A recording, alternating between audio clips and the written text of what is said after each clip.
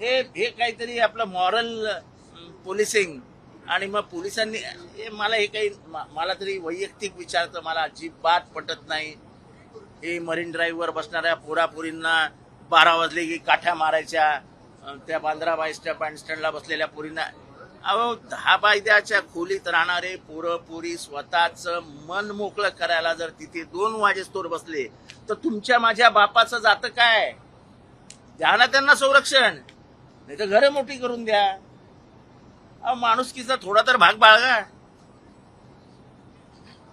काय बालिशपणा, 12 नंतर कुठल्याही पोरापोरींनी बसायचंच नाही. अरे काय तुम्हाला चांगली 5-5 बेडरूमचे तुमची घर आहेत, त्या बिचारांचे 1 बेडरूमचं पण घर नाही. मुंबईतल्या अनेक असे कुटुंब आहेत ज्यांचं घर 10 बाय 10च आहे, म्हणजे किचन बेडरूम आणि हॉल सगळे एकत्र असतं. 5-5, 10-10 जण घरात राहतात. शेवटी तेही माणसं आहेत, त्यांनाही भावना आहेत. कमीत कमी घरात काय चालू आहे हे बोलण्यासाठी तरी ते चौपाटीवर येऊन बसतात.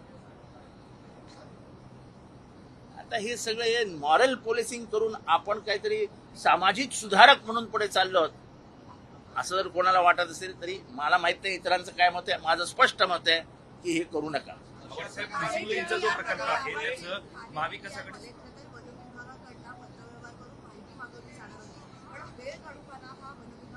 त्याच्यात वन विभागाचीच चूक आहे. कोर्टात तुम्हालाच जायला पाहिजे होतं. ह्याच्यात पैसे कोणी घेतले, काय घेतले, कसे घेतले याच्याबद्दल मला काय माहित नाही. पण वन विभागाने केलेल्या मस्तीमुळे दुर्लक्ष केलं त्यांनी या केसमध्ये आणि ठाण्याला 2800 कोटी रुपयाला खड्ड्यात टाकलं.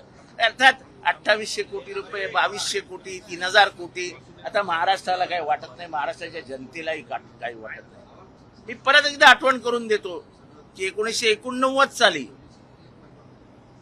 विश्वनाथ प्रताप सिंग आणि जॉर्ज फर्नांडिस यांनी बोफोर्सच्या खरेदीमध्ये 65 कोटी रुपयाचा भ्रष्टाचार झाला सांगितला आणि राजीव गांधींसारखा पंतप्रधान हा लोकसभेची निवडणूक हरले. भ्रष्टाचाराचा मुद्दा केला विश्वनाथ प्रताप सिंग आणि जॉर्ज फर्नांडिसनी.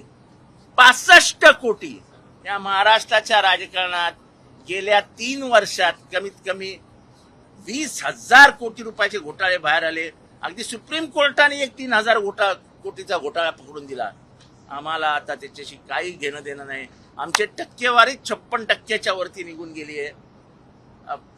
खुदा भला करे. शेतकरी कर्जमाफी संदर्भात वारंवार आंदोलन आपल्याला होताना दिसत आहे. रविकांत तुपकर यांनी देखील आज विधान भवनाच्या बाहेर आंदोलन केलं. काही जे काय आपल्याला काय पडलं असं आहे की आम्हाला इतकी मेजॉरिटी मिळालेली आहे की आता तुम्ही आमच्यावर टीका जरी केली तर आम्ही बघून घेऊ असं नाही. म्हणजे मला कळतच नाही महाराष्ट्राच्या राजकारणामध्ये जो एक दुसऱ्याचा सन्मान करायला पाहिजे, जी प्रथा आणि परंपरा महाराष्ट्रात बाळगली आहे ती गेली कुठे? अहो शरद पवारांवरती गोपीनाथ मुंडेंनी काहीही पुरावा नसताना टीका केली. ही टीका त्यांनी संध्याकाळी 7 वाजता केली. रात्री 4 वाजता पवार साहेबांनी बैठक बोलवली पोलिसांची आणि त्यांच्या घरासमोरची सिक्युरिटी ही तिप्पट केली. तेही करू शकत होते, हे सिक्युरिटी काढून टाका रे. इतक्या मोठ्या मनाची माणसं. अहो टीका होणार ना. तुम्ही सत्ताधारी आहात, टीका करणं विरोधकांचं काम आहे. त्यांना समजून सांगणं, ती टीका मोठ्या मनाने स्वीकारणं हे तुमचं काम आहे. महाराष्ट्राच्या राजकारणाची सांस्कृतिक अधोगती होते असं माझं मत आहे. शेतकरी बदला घेण्याची प्रवृत्ती वाढते असं तुमचं म्हणणं आहे? नाही, एवढ्या वर्ष घेतला जात होता पण आता म्हणजे काय बोलायचं.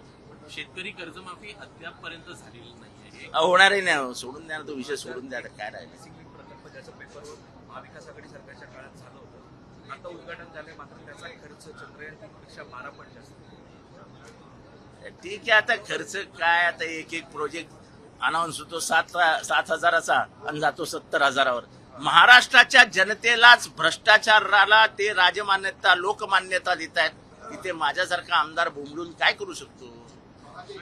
सर हिंदी में जानना चाहते हैं कि जैसे चर्चाओं का बाजार गर्म है कि दोनों एनसीपी साथ आ सकती है। आप तो चर्चा करते रहिए, उसको गर्म करिए, उस पर चाय रखिए, चाय रख के आप पी लीजिए, हमको उससे कोई लेना देना नहीं। नाही, पण मर्जर रोहित होगा की नाही? पवार- मर्जर होगा की रोहित नाही? पवारांनी विरोध केला मैंने साफ लफ्जों में बताया कि ना तो हमको किसी पार्टी से कुछ लेना देना नहीं है, हम अकेले ही है, अकेले ही रहेंगे और अकेले ही लड़ेंगे।